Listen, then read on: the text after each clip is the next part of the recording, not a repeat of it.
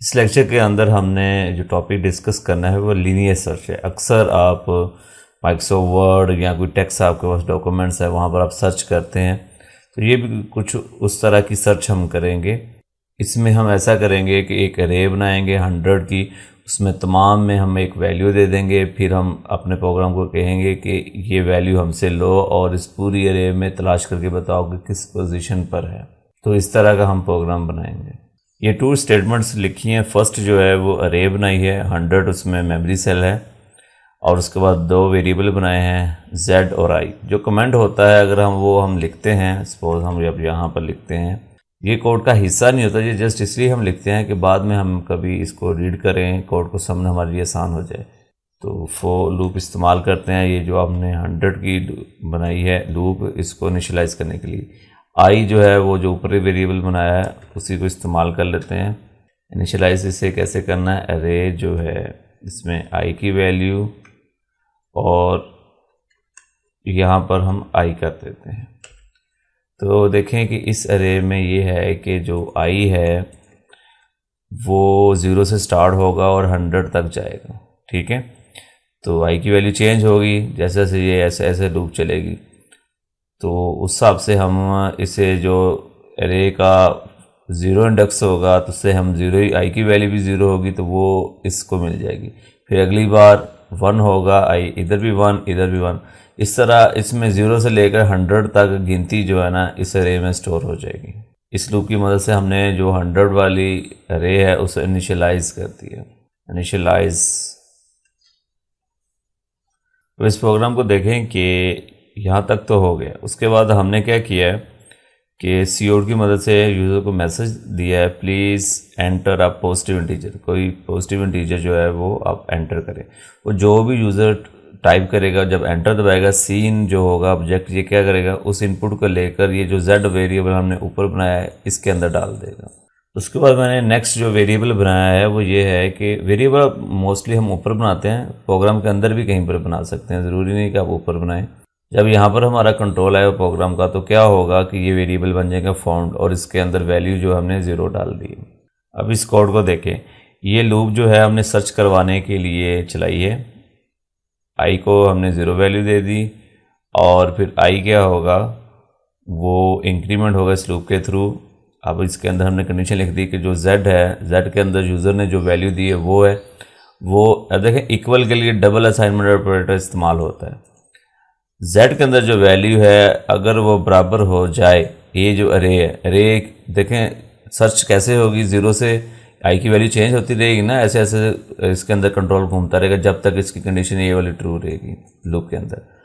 तो जैसे ही ये कंडीशन यानी कि इसकी वैल्यू और जो यूज़र ने दी है दोनों बराबर हो जाएंगे, तो यहाँ पर फिर हमने क्या करना है, ये जो फाउंड वेरिएबल ऊपर बनाया था इसके अंदर हम 1 वैल्यू दे देते हैं।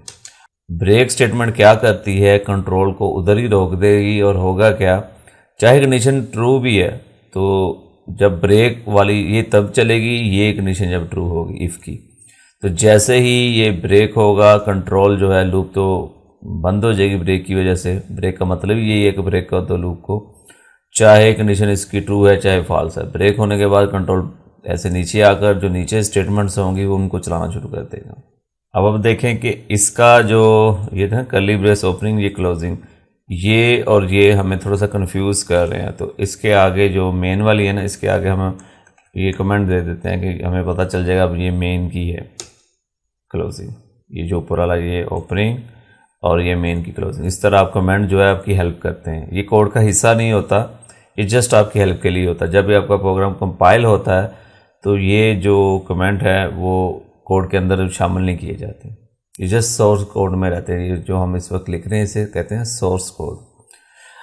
अब हम नीचे क्या करना चाहते हैं कि इफ़ इस्तेमाल करते हैं। इफ़ फाउंड जो है उसकी जो वैल्यू है किसके इक्वल हो, 1 के इक्वल हो। उसकी वैल्यू अगर 1 के इक्वल हो तो क्या प्रिंट कर दो, सी आउट। अगर आपने एक स्टेटमेंट लिखनी हो तो फिर हम कर्ली ब्रेस इस्तेमाल नहीं करते। इफ़ के साथ अगर एक से ज़्यादा लिखनी है तो फिर कर्ली ब्रेस इस्तेमाल करना ज़रूरी है। तो स्ट्रिंग के अंदर लिखा कि we found the integer at index, index की ये वाला जो ना आई, ये मूव करेगा इस अरे के साथ, इस अरे के साथ, ठीक है। तो ये इस आई की वही वैल्यू हो जाएगी जो इस अरे के अंदर, क्योंकि इसके अंदर भी हमने आई ही रखा है वेरिएबल, जो हमने ये ऊपर बनाया हुआ है।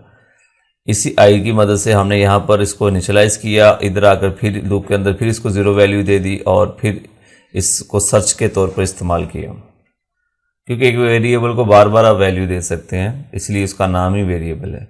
वेरिएबल का मतलब बार बार चेंज होना।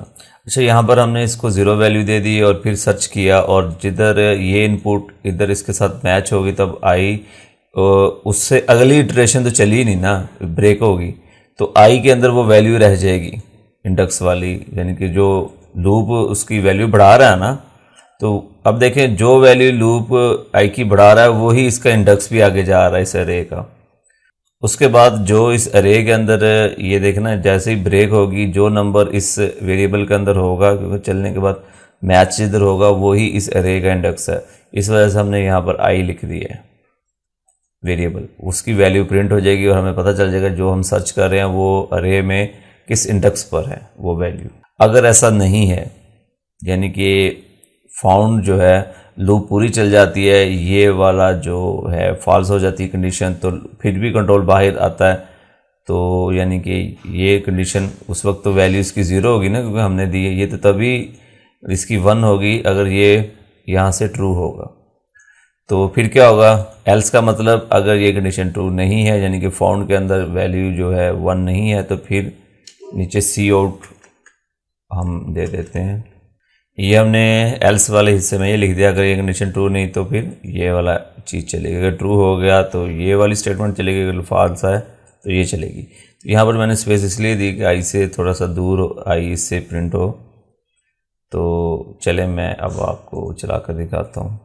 अब देखें कि वो कहता है please enter the positive integer. मैं कोई भी इंटीजर देता हूँ, सपोज मैं इसे 70 दे देता हूँ। जैसे एंटर करूँगा वो कहता है कि we found the integer at 70, लेकिन दोबारा चलाकर मैं इसे ऐसी वैल्यू देता हूँ जो कि इस रे के रेंज में ना हो, क्योंकि हमारी रे जो है ना उसके अंदर वैल्यू 0 से लेकर 100 के दरमियान है। तो अगर मैं इसे 102 दे देता हूँ फिर एंटर करता हूँ, तो आप देखें कि वो कहता है नंबर वॉज नॉट फाउंड। इस तरह एक हमने लीनियर सर्च बनाई, लगातार एरे में सर्च की लूप की मदद से, और फिर हमने अगर मिल जाए तो हम कहते हैं वी फाउंड, अदरवाइज हम कहते हैं नॉट फाउंड। अब आप देखें कि इसमें एक और चीज़ है, एक नया कंसेप्ट है कांस्टेंट। कांस्टेंट उस वैल्यू को कहते हैं जो चेंज ना हो। तो हमने लूप के अंदर यहाँ पर भी रे साइज़ दिया है, यहाँ पर भी रे साइज़ दिया है, तो गलती से हम यहाँ पर 10 कर सकते हैं या यहाँ पर 200 लिख सकते हैं, क्योंकि हमारा ये प्रोग्राम बहुत छोटा है। फ़र्ज़ करें कि अगर आपका ये प्रोग्राम बहुत बड़ा है, उसमें तकरीबन जो स्टेटमेंट्स हैं वो कोई 200 या 300 के करीब स्टेटमेंट्स आपने लिखी हुई हैं, तो तब आप गलती कर सकते हैं। इस गलती से बचने के लिए एक कीवर्ड जो बनाया है सी के अंदर, वो है कॉन्स्ट के नाम से। तो बेस्ट ये है, प्रोफेशनल जो प्रोग्रामिंग होती है उसमें क्या होता है कि हम एक वेरिएबल बनाते हैं, इंटीजर उसकी डाटा टाइप है और उसका नाम क्या है, अरे साइज़ रख देते हैं। कोई भी आप रख सकते हैं, अरे साइज़ जो है वो अच्छा लगता है। इसको वैल्यू जो है वो मैंने 100 दे दी है। अब मैं चाहता हूँ कि ये अरे जो साइज़ है इसको मैं जगह जगह इस्तेमाल कर लूँ। ये देखें, इसको मैंने ऐसे कॉपी कर लिया और जिधर मैंने ये 100 लिखा है वहाँ पर पेस्ट कर देता हूँ। यहाँ पर तो देखें, यहाँ पर मैं पेस्ट कर देता हूँ।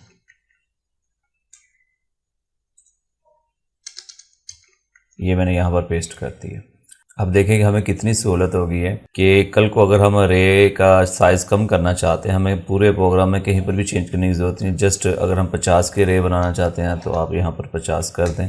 अगर इससे ज़्यादा रे 500 की बनाना चाहते हैं आप उसकी वैल्यू 500 कर दें।